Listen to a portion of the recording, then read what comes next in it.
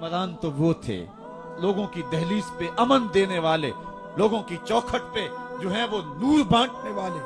हजरत उमर दिन को तख्ते हुकूमत पे बैठते थे और उनका तख्त को सोने जबरजद का नहीं था, मस्जिद नबवी की चटाई थी, और सारा दिन वहां बैठ के लोगों की बातें सुनते। और जब रात के अंधेरे गहरे होते, उमर भेष बदल के मदीने की गलियों का गश्त करते। कहा तुम्हारे घर से धुआं निकल रहा है और बच्चे रो रहे हैं, उनको खाना क्यों नहीं देती? कहने लगी उमर की जान को रो रही। उमर के पांव तले से जमीन निकल गई। कहा क्या हुआ?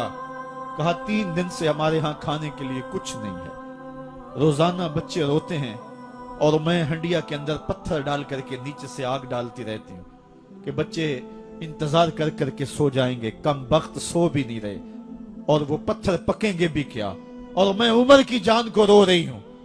हजरत उमर का कलेजा दहलने लगा। फौरन पलटे वापस बैतुल माल में आए, घी का एक कनस्तर लिया, आटे की बोरी ली, मिर्च मसाला जात बहुत कुछ उठाया, अपने कंधे पे रखा, बोरी अपनी कमर पे ला दी। उमर बैतुल माल से निकले तो आपके खादम असलम ने देख लिया, आगे बढ़ा, कहा मेरे आका मैं उठाता हूं। उमर की आंखों में आंसू है। कहा असलम कयामत के दिन मेरा बोझ उठा लोगे? कहा कयामत के दिन तो अपना अपना बोझ उठाना पड़ेगा। कहा उमर को आज अपना ही उठाने दो। हजरत उमर वो घी का कनस्तर और वो आटे की बोरी सर पे उठाए हैं और उस खातून के घर जाते हैं और दस्तक देते हैं। वो जब देखती है उसकी जान में जान आ जाती है। कहा जल्दी जल्दी आटा गूंदो, और उमर सब्जी काटने लग जाते हैं।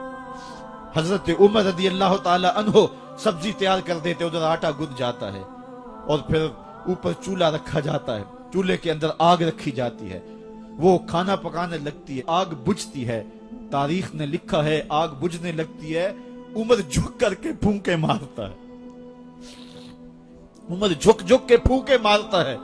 खाना पक गया और बच्चों के सामने खाना रख दिया, बच्चे खा रहे हैं। अब बच्चे रो रो के निढाल हो चुके थे।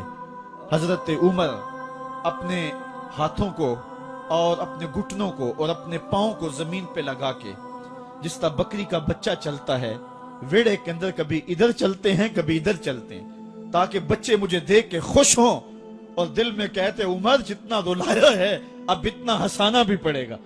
तो कभी उमर अमीरुल मोमिनीन, ये मैं किसी आज के जो है वो लोगों के वोटों पे मुंतखब होने वाले हुक्मरान की कहानी नहीं सुना रहा, मैं उस उमर की कहानी सुना रहा हूं जो 23 लाख मुरब्बा मील का हुक्मरान है, आधी दुनिया का बादशाह है।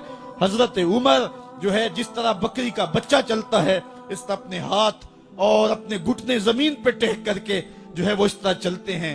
बच्चे उमर को देख के मुस्कुराते हैं। जब बच्चे मुस्कुराने लगे तो हजरत उमर ने उस खातून से कहा बुढ़िया उमर को माफ कर दे।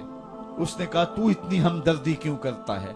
कहा उमर बेचारा बड़ा फंसा हुआ है, फिक्र है उसको यरमूक को, फुस्तात हुलवान की, जब फतह है मिस्र तो तैयारी है ईरान की, आते जाते वफद से मुलाकात भी करता होगा और शब को मालूम हालात भी करता होगा, कांटों में उलझी हुई बेचारे की जान है, नींद उसको भी आती है, आखिर वो इंसान है, मेरी बहन उमर को माफ कर दे। उसने कहा नाना उमर की बात मेरे सामने न कर, कयामत का दिन होगा, उमर का गिरेबान होगा और मेरा हाथ होगा। जब उसने ये बात कही तो उमर बर्दाश्त न कर सके, बच्चों की तरह बिलक बिलक कर रोने लगे। कहा वो बदनसीब उमर तेरे सामने है, आज ही कहला जो कहना है, कयामत के दिन मुझे माफ रखना। उसने कहा तू उमर है? कहा बदनसीब उमर तेरे सामने खड़ा हूं। मेरे उमर कहते हैं अगर दजला के किनारे एक बकरी का बच्चा भी प्यासा मर गया, उसका हिसाब भी उमर से लिया जाएगा।